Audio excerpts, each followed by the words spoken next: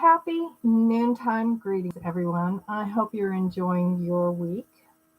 And it starts off on a bright Monday. At least here in New Mexico, there's lots of cloud cover, but 80 degrees, so we're all happy, including my dogs who are under the table trying to get my attention. So bear with.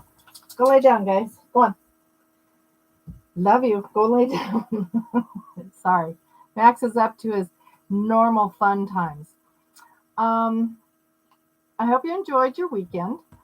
We had a really interesting weekend myself. I sealed my house so that the skunks would no longer live with me. I've let them live with me for 11 years. I had an agreement they don't spray the dogs, and they broke the agreement finally, and so now they have to go. I'm sure my neighbors are going to be happy because if they leave my place, they're going to have to go somewhere, and they'll probably go to their place. So if you like skunks, let me know. Maybe I'll ship one to you. At least give them your address. See if they can find you. I hope you like our content. There's some amazing creators that go into doing work here, and we're going to be getting more.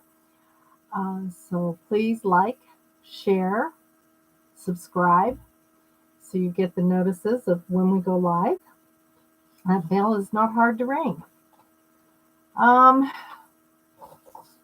So today I'm going to, I told you for a while I would be doing this, sharing a card from the Oracle of Crystals, Gemstones, and Rocks. Okay, this is a friend of mine's deck. She and a friend of hers, the original creator, Carol Frankus is the original creator, and Rosie jumped in and started helping her with it, with Carol's request. Created this really cool oracle deck, and I'm just going to share a card with you and see what we get for today. See what it is that we need to focus on while I do my talk. And we got the card. Ooh, I am chocolate opal. Okay, I am chocolate opal.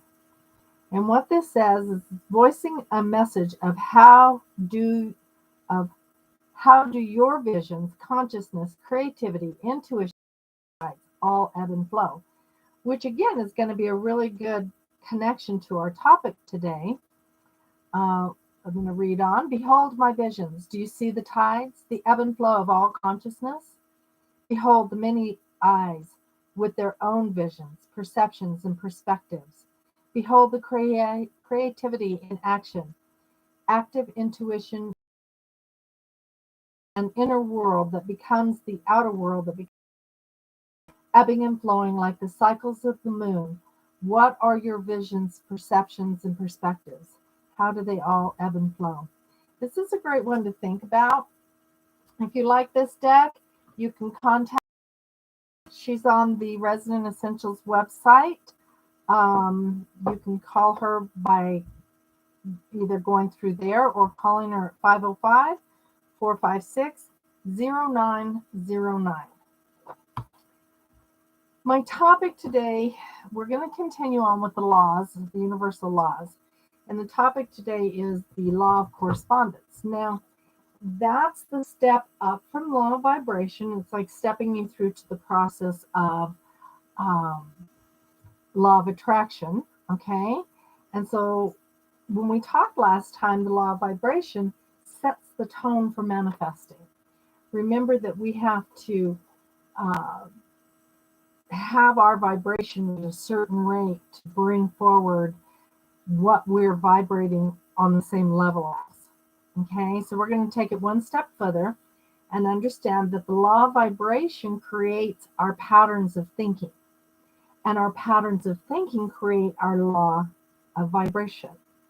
So if you think, oh, I don't feel good today, I got a headache, and your focus is on not feeling good, your vibration is going to be slow and sluggish. So anything that you think about doing, like, oh, I really need to go to work, and instead of dealing with this headache at home, I'm going to go to work and I'm going to make money.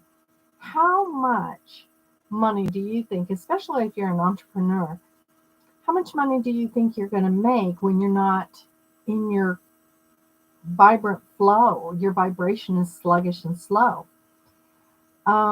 It becomes difficult and hard for us to really kind of move through it. We become a victim. Oh, this headache's been killing me. I really can't get anything done today. And so you don't. So you've kind of killed your momentum there. So taking care of how you feel, raising your vibration, sometimes it takes an aspirin. Sometimes it takes a massage, nice, good head massage. Sometimes it's a chiropractic adjustment. Whatever you need to make that vibration change on whatever level, do it so that you can start vibrating at a higher frequency, because every thought that you have during those low vibrating times builds the pattern to bring forth what you're going to manifest. A lot of times it brings forth, why am I sick? Why this? It builds that victim mentality. And the same thing goes when we fail to become accountable and blame others for things not working for ourselves. Like, well, my boss was really off today. They didn't have their coffee, and so therefore I couldn't get my work done because they were like, no, no, no, no, no, no, no, in my ear, and it was just dramatic and trauma, and I couldn't put in a good day's work, and it's my boss's fault. You can always ask your boss, hey, what is it that I can do to make you go a little easier? Giving a little bit of sympathy, compassion, empathy goes in a long way, helping to shift your vibration, because you're actually helping somebody shift theirs, somebody in close location to you. I do not suggest that this become a life practice. Oh, hello, Brother Francis. How are you today? Thank you. I look forward to hearing your input. So when we do this, we have this irony of ironies where we struggle with exactly what it is that we're doing and how we're doing it. We struggle with making our needs blend with somebody else's. So when we're looking at a cranky boss, that's going to make us have a bad attitude, which again is going to lower our vibration. So maybe we don't get the project off right, or we don't succeed right. And if we keep doing this, we set ourselves up for failure, and our boss goes in and literally fires us because we vibrated at a lower rate. So understanding that we can't blame people because of our repeating patterns. Looking at our repeating patterns helps us become accountable, helps us understand that, I'm seeing this over and over. What am I doing to make this happen again and again? So we need to recognize those patterns so that we can break it. Because remember, it's our vibration. Things like lack create envy or jealousy.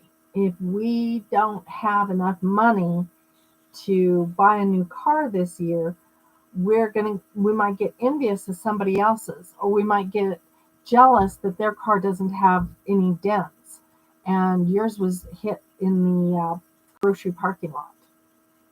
That kind of stuff really slows us up.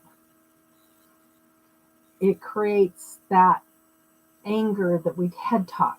I call it head talking ourselves into a deep sleep, because that's what we do. Have you ever heard anybody drone on and on and on and on and on about? I had an economics instructor who was monotone, and when he talked, it was like the biggest snore fest. You really had to struggle to stay awake. So you had to entertain yourself in your notes. Things like, oh yeah, Mr. Hackett did this, and he's talking about this, and I'd like him to talk about that instead. I wish he'd get some tone in his voice. He was some expression. but he talked like this and didn't have any facial expression, nothing. Oh my God, it was intense.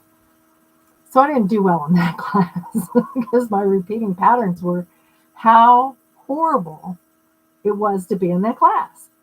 So guess who didn't attract a good grade? I mean, I did all right. A B is okay, but I was a straight A student. So there you have it.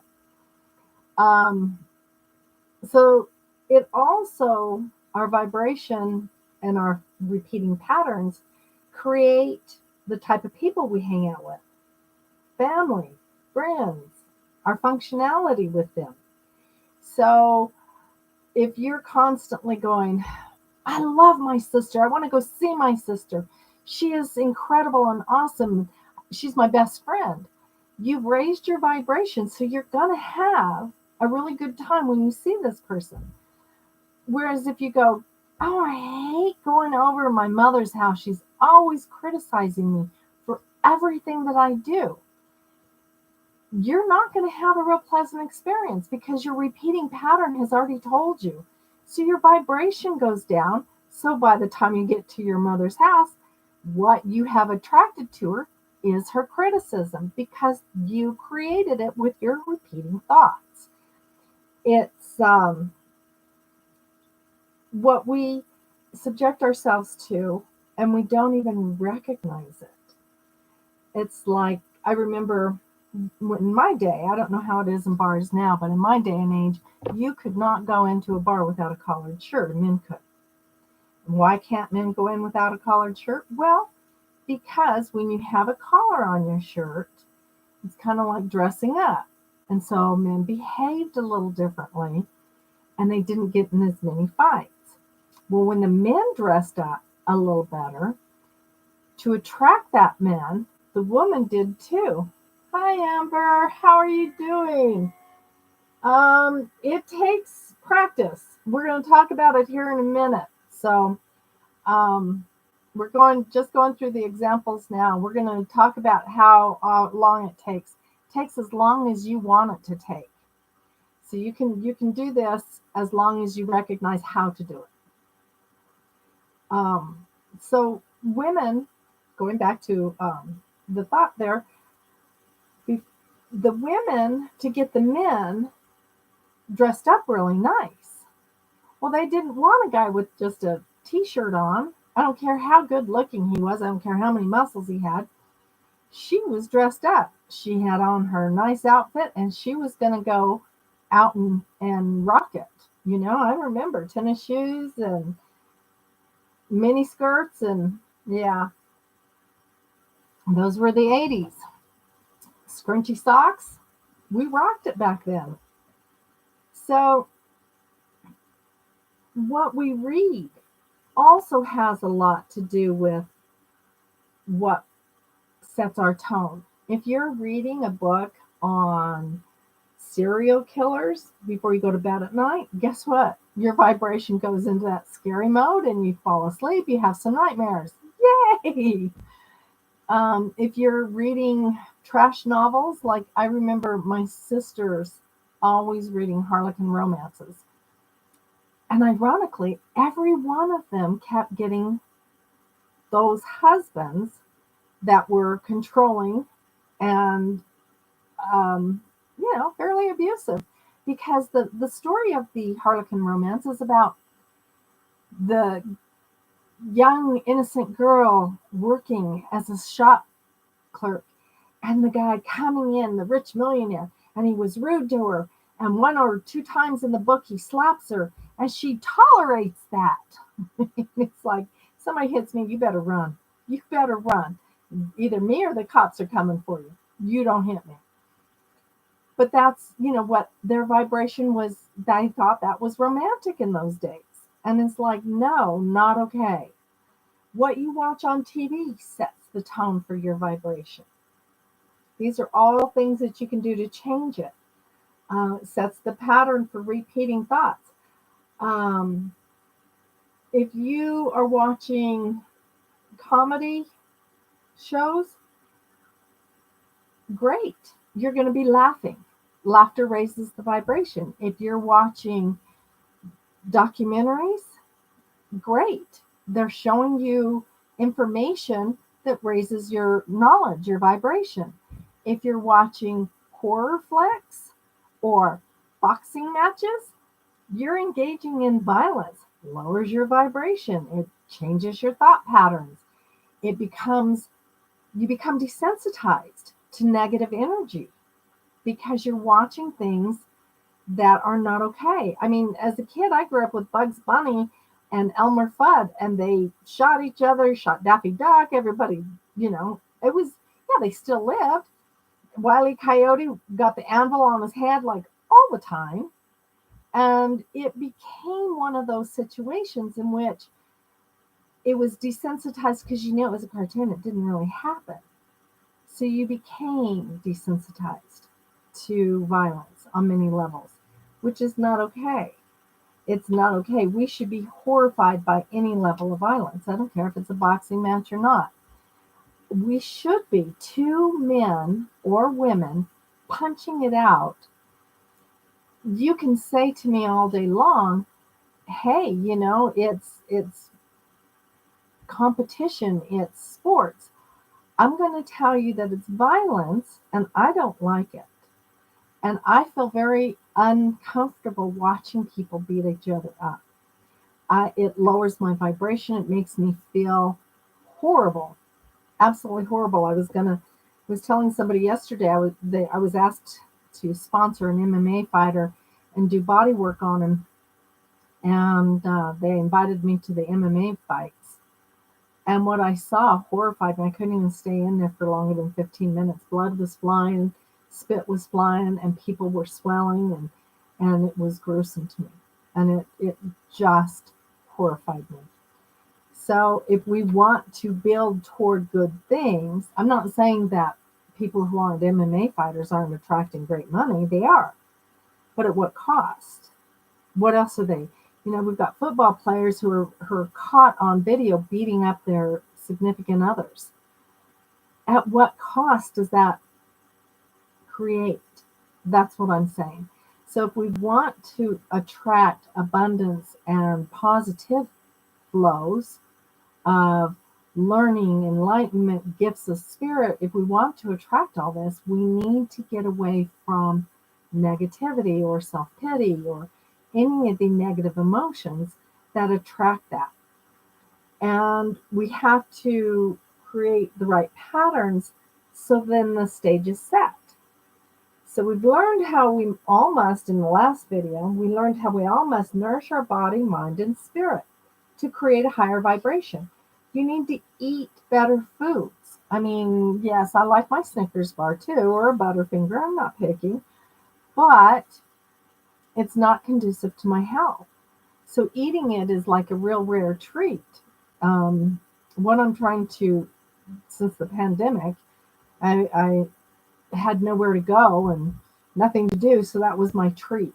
And too many treats spoil the soup or the cook.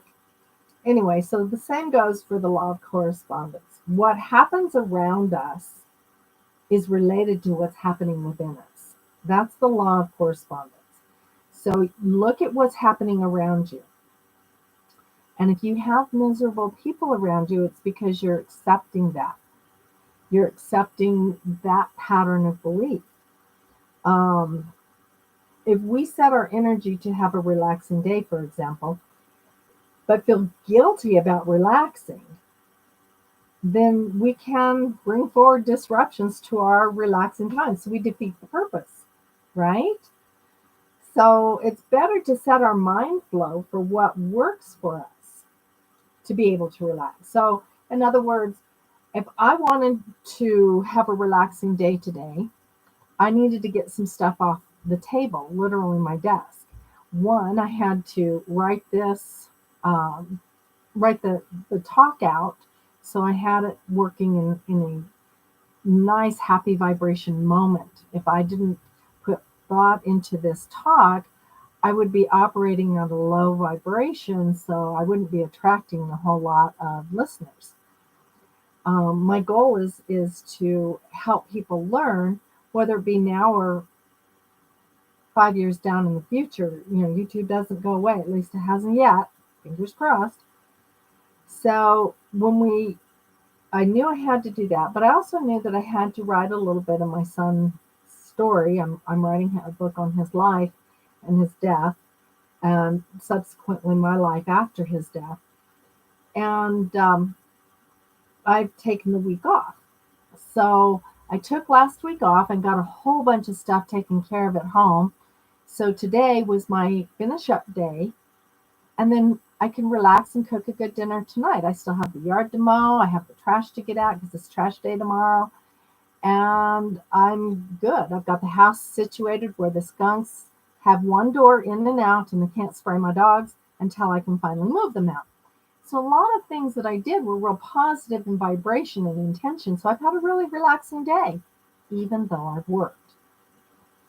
So our ability to go with the flow, which is what you need to embrace the flow. How do you get in it? How do you stay in it? Well, it's a mindset of your patterns. So once the flow is there, we all see that our vibration and patterns bring to us. For example, this takes time, okay? It's much like studying for a test in school, okay? It's repeat, repeat, repeat. For example, if you ever listen to somebody who complains all the time, I mean, we all complain, don't get me wrong, and sometimes I complain more than I should, and I'm happy to admit that, but I try to stop myself. I go, so, I knew somebody who said, somebody asked, how are you doing? He'd go, 1,000%. He didn't say whether it was positive or negative. He just said 1,000%. So everybody assumes it's fantastic, right? So they wished they had all this happiness around him. And he attracted things that he wanted right and left. Not always conducive to his best interest, but he still did it because he was like, I'm having a magnificent day. Magnificent. I'm magnificent. Life is magnificent. Everything is powerful. It's wonderful. The sun is shining. I feel great. All of that is how you start repeating the pattern to change the vibration within you so that you change your life. I had somebody, they asked me, how have you been? And I said, fantastic. And they said, boy, you're really coming through the other side of grief. And I'm looking at them going, I don't think grief has anything to do with it. I think it's how I perceive my life now. I still grieve. And I will always grieve my son, but in a different way, because I can celebrate his energy now. I can feel him. I know where he's at. I can celebrate it. So I changed my pattern of belief of, woe, pitiful me. Don't get me wrong, I can still fall in it. To, hey, I'm doing fantastic with this. So you notice that the person who complains, going back to the complainer, they have used that energy to create an energy of victimization. It's called the somebody done somebody wrong song, right? They will constantly attract people who they complain. The person doesn't start out like that, of course. The person starts out as the person who loves to help people. So they attract a person who loves to help people. And they step in to help the complainer because the complainer is dealing with all these other people who are just horrible. Only to find out that the complainer is now complaining about them. So it goes until the helper is tired of helping a complainer or the complainer is tired of complaining. And they change their patterns of thinking. A person who focuses on growing revenue, okay, they draw the energy to enjoy the revenue. But let's say that they're a less than ethical person. Their vibration is, they're kind of on the shady side. They don't care how they get their revenue. They don't care if they steal hubcaps and go sell them. I know we don't have hubcaps anymore. I'm dating myself. Same thing though. Hang on a second, Amber. Let me finish this thought and we'll get to that.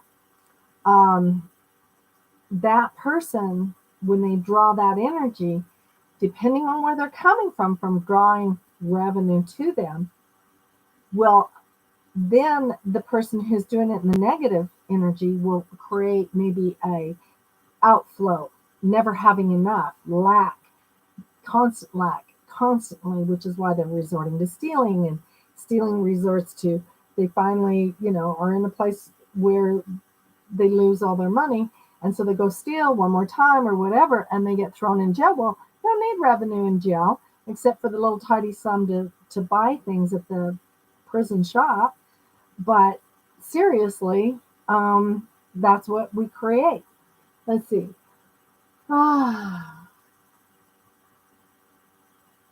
Yes, you're absolutely correct, Amber. You do see the lower vibing things fall away. Absolutely. Because it's like fading in a distance. It's like what's happening right now with the thought patterns that so many people are having. There are people who are in the Great Awakening waking up, and as they wake up, they're starting to connect to that higher energy. And so they see those people that didn't wake up yet, who are living a life of 3D consciousness, they start fading away, almost like they didn't exist to begin with, or maybe you won't even remember their name in 5 years. It's not that they won't be still living, it's that they won't be living in your realm of existence, or your an area of vibration. Same thing that when we deal with abundance, abundance is different than revenue. So revenue is income predicated on a monetary system. Abundance is a plethora of all kinds of things. So when you have abundance, or your focus is abundance, you have enough to eat, you have enough to share, you have enough to wear, you have enough to buy gas with, you have enough, everything is enough. It's plenty. You have abundance. The flow is going constantly. But if you're in the negative flow of abundance, you're going to attract drama. You're going to attract family drama, relationship drama, friendship drama. All of these things create breakdowns in your car. It's just because you're not flowing with a high vibe. That's why the new term, how you vibing, is out there. Well, how am I vibing? I'm vibing fine. I'm vibing filled with life and love. Speaking of love, that's our next little area of how our thought patterns work. Raise your hand if you've ever attracted somebody who was kind of controlling, kind of abusive, kind of an egotist. We do that. We also do that in a way that it's because that's what our expectation, our thought patterns are. And those thought patterns are a little bit harder. They come from your childhood, as to what you deserve or what you think is love, or from Harlequin romance novels. Let's see. Yes. But with that, I've also noticed an ego from that. I'm more conscious than you. Yes, but they're not. And learning to accept everyone where they are has been difficult and a blessing as well. Good point. You are absolutely correct, Amber. One of the hardest things for people to recognize and to deal with is the fact that when they're saying, I'm more conscious than you, their consciousness isn't very high. Okay? When they say, I can heal better than you, or I can psychically read better than you, their consciousness isn't very high. Their vibration isn't very high. Because once ego gets involved to say, I'm better than, so they will draw to them people who will show them that they're not as conscious as they think they are, or not, but they will soon fade from your life, because as you continue as long as you don't buy into it, they'll fade out and you're going to be hanging with the big bull guns, the people who are out there really rocking the world. It's happened repeatedly. I've watched this through work lately.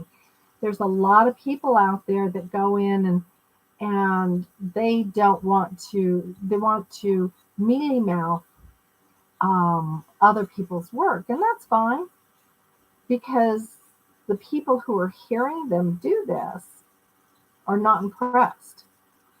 And people who are blaming somebody else for their work not working, well, they're setting up the vibration within them and the patterns of thinking that they're not good enough, so they won't be good enough, and they're failing their own business. So what you have to do is kind of move that through that and say, hey, you know what? Come what may, I am here to be of service. I am here to bring light and healing to the world. And when we do this, we have a whole situation that's a whole game changer. We go in and we hit it with such intensity because we draw to us some amazing practitioners, some amazing gifted people that trade knowledge with us. Audrey Wilson is one of my favorite bounce off girls in many aspects because she and I trade knowledge a lot. Susan Zumo, same thing, amazing, talented practitioner. Rosie, you, Amber, are amazing.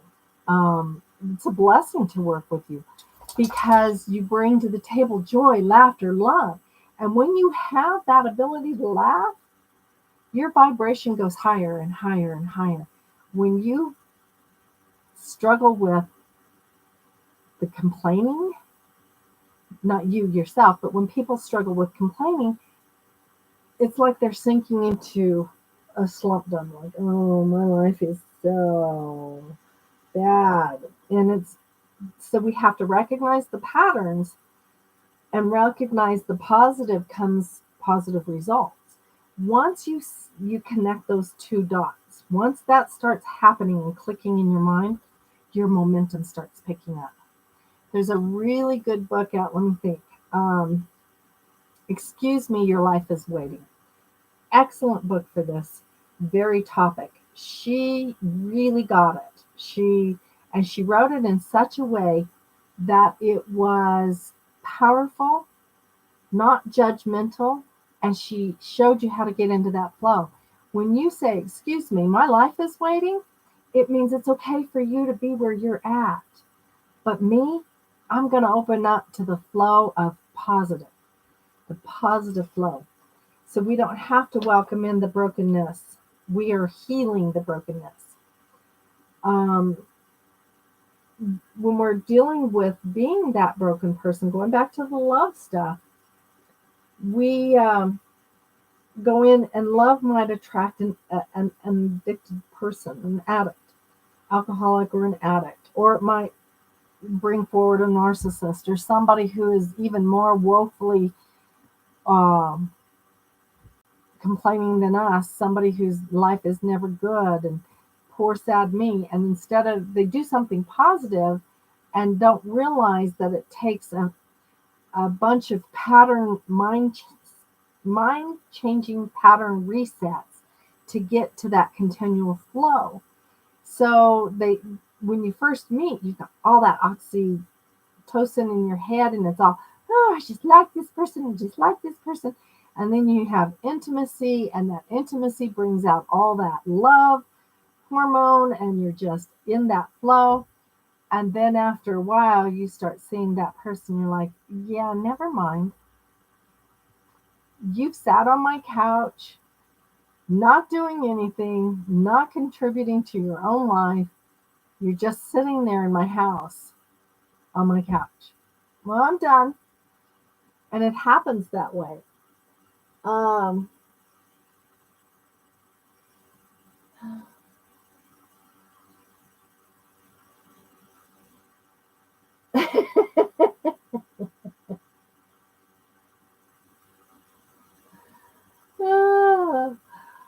Yes, Marvin Gaye is awesome. is really awesome. I can tell you that I listen to the crooners. My mom was a great Andy Williams friend. So Amber, thank you. Controlling, uh, because not controlling, but listening to rap music brings them in. Yes, because that's what you're vibing to, right? So I listen to all the love stories and the crooners because that makes me love my world a little better. I go out and I clean my yard and mow it, and I can play with the dogs, and I feel so much better because it's all about the love. And it doesn't have to be emotional love, it's just any kind of love gets you going. It gets you higher, it gets you more engaged and more connected. And it works at opening that heart. And the heart goes like this. The problem is I've noticed that sometimes when I'm expressing something that's really great, somebody comes back with something negative, and I'm like, whoa, whoa, was that them or me? Yeah, because I have to figure out what exactly it is that my thought pattern was before I walked in and said that something really positive. I'm like, did I negate myself? Am I thinking something horrible? But this is how we learn. Now remember, we also attract our children. You're going to love this one, Amber. You, me, everybody who has children, we attracted them. They were attracted to us by our vibration. So what we attracted, remember the father's involved in this too. If you're a woman, then woman's involved with this if you're a man. So whatever love attraction you created, when you make that baby with that individual, both of you have got to be thinking positive. I looked at this a dozen different ways. I do believe, firmly believe, that the child in utero experiences, it's proven, their first emotion, because emotions are based on hormone response. So when the mom goes through and she's like walking down the street and she stumbles and almost falls into traffic, fear comes in. And that emotion of fear of, oh my God, I almost got hit by traffic. If that's the first emotion that that child felt, then that child's base home emotion is fear. If the mother was really out there in connection with the father through the pregnancy, and they're both building that energy of excitement with the baby's going to come in a different avenue than if it was if you're resenting each other.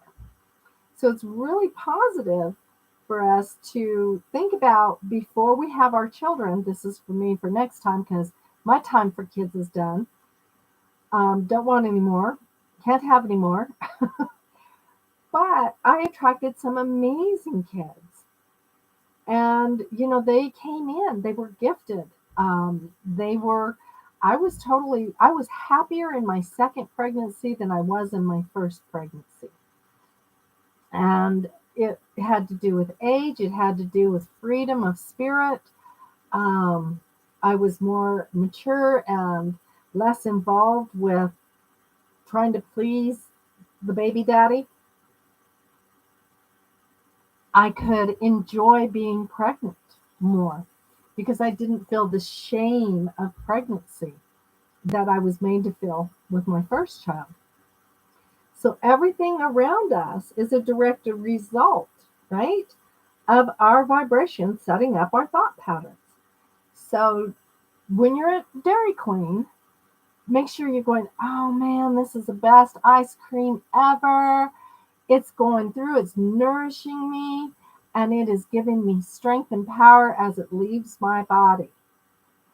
Okay, don't go, I want more and more and more, and I want to keep eating ice cream till I'm just ice creamed out. Um, I totally believe that. When I was pregnant, I wasn't happy a lot of the time, right? But I watched Simpsons almost 24/7 just so I could stay happy and laugh because I didn't want my son ever feeling sad. Good point. But I got to tell you, I didn't let my kids watch The Simpsons because I didn't like how they talked to each other. I thought it was horrible. I also didn't like the Jeffersons or All in the Family. I didn't like the Honeymooners with Jackie Gleason because he's send you to the moon, and he would yell and rail at his wife. It's like that's horrible. So yeah, I'm glad you found humor in The Simpsons. I couldn't do it. So there you go. Everybody goes to that where because you were taught like I was taught. I thought the cartoons were great. I was desensitized to Daffy Duck getting his face shot and his duck bill rolling around his head and him walking away. And you were immune to The Simpsons biting, horribly mean humor. That don't get me started on South Park. Everybody killed Kenny.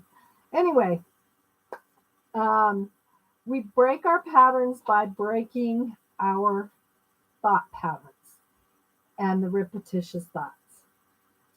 Um, if we don't, those thoughts can become obsessive. How many times have you thought, oh, I have to go to the grocery store. I don't want to go to the grocery store. I have to go to the grocery store. Pretty soon you're going to have a flat tire. Or pretty soon you're going to set up the distraction that you don't go to the grocery store. So make going to the grocery store a happy thing to do. And exciting. You're getting to go out and go grocery shopping and buy food that's nutritious and nourishing to you.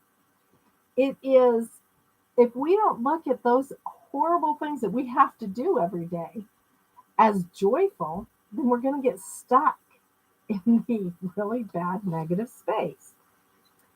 So, what you can do is change your words. So, let's say you don't like your car. Okay. I wished I had a great car because you saw one drive by and you think that car is great. Well, you don't know if that car's a lemon or not. So don't go, I wished I had a car like that because you might get one. Just because the outside shell looks good doesn't mean the engine's running top dog, right? So instead of saying, I wished I had a great car, say, I have a great car, and the next car I'm going to get is going to be even better. Instead of saying, God, my ex makes me angry, or I hate my ex, say instead, I really loved the time I spent with my ex. I loved it. He taught me, she taught me so much that I'm going to be so much better prepared to have a really great relationship that's going to be coming in. Okay? Instead of saying things like, God, I hate my boss, change that by saying, my hot boss is so happy. I mean, let's say your boss is on a tear, he's screaming and ranting and raving. You got to look at him and say, God, I love my boss. He treats me so good. That's the vibration you want. That's the vibration and change of patterns. Don't go home and say, my boss was so mean to me. I hate my job, because you will talk yourself right out of a job and maybe onto the street, because, not everybody nowadays can find a job that pays worth a damn, nor can we tolerate the cryptic messages. Sometimes it's better to, the devil you know is better than the devil you don't. And the devil is in the pudding, huh? Remember, change your thoughts, change your vibration. Changing your vibration changes your thoughts. And it's a symbiotic relationship. There is absolutely no way that we can get away from these two with the interaction. They are so intertwined. They're just like this. And they go up and they go up and they go up and they go up. Our vibration is predicated on our thoughts. Our thoughts are predicated on our vibration. Now, when we get to next week's talk about the law of attraction, we're going to see how to put that to work. I'm going to give you a little prelude to this talk for next week. I had two friends. They both read The Secret, and they both desired all this love, and they attracted each other, and they were a great match, but they forgot to keep that law of attraction going. I don't mean by saying, hey, everybody has their down day where, honestly, you're looking at somebody in your life and going, ugh, you're making me mad. You left your underwear on the bathroom floor again, and I am sick and tired of it. Yes, that happens in relationships. However, remember that by keeping our patterns clear, we create those thought processes of good things coming to us and letting things go. Okay, remember what you created with a lower vibration and rotten negative thoughts toward yourself. Letting it go is really hard. That's the hardest part. You're letting the person go that you attracted into your life, because they no longer hold that same vibration as you, because you stepped up and they need to step out. So clinging to them serves you nothing. No good. Doesn't do. There is nothing for you in that moment, in that time, because the law that we're working from, the world that we live in, is all based on letting the flow move through. It's ebb and flow. It's not create, bring them forward, raise your vibration to attract better, keep the bad baloney, and suffer those fools gladly while you're trying to have better relationships with better people. Okay? So let go. Let go and let your spirit flow. Okay? That's my new talk today. My new mantra. Let go, let your spirit flow. Let go, let your spirit flow. Bring it in. Uh-huh. I hope I entertained you guys today. I hope I gave you some food for thought. I'm happy to come back here and answer any questions you may have. Amber, thank you so much for coming in today and having interaction with me. I loved it. Anybody else have any questions or anything, please leave them in the comments. Please remember, we have some great people coming on tomorrow. We'll be posting Donna's Facebook Live from Resonant Essentials, the group. And if you're interested, she does live readings. She'll pull a card for you. If you're interested, just join the group. Brother Francis will be here on Thursday, and he will be giving his talk. Such a joyful being he is. I absolutely love and adore him. He's been a friend of mine for years. Can't help it, but I think I've got some of the best people in the world coming to Resonant Essentials to be a part of the collective. If you know anybody who's looking to find a place to work from that lives in Albuquerque, or maybe they want to become a business partner with me from anywhere in the world, I'm open for discussion. Please reach out and contact me. You can reach me by emailing me at michelle@resonantessentials.com. My heart to all of yours. Mwah. Hope your Easters were great. Your Ostara was awesome. And happy tax day. Yay! Have a good one. Bye now.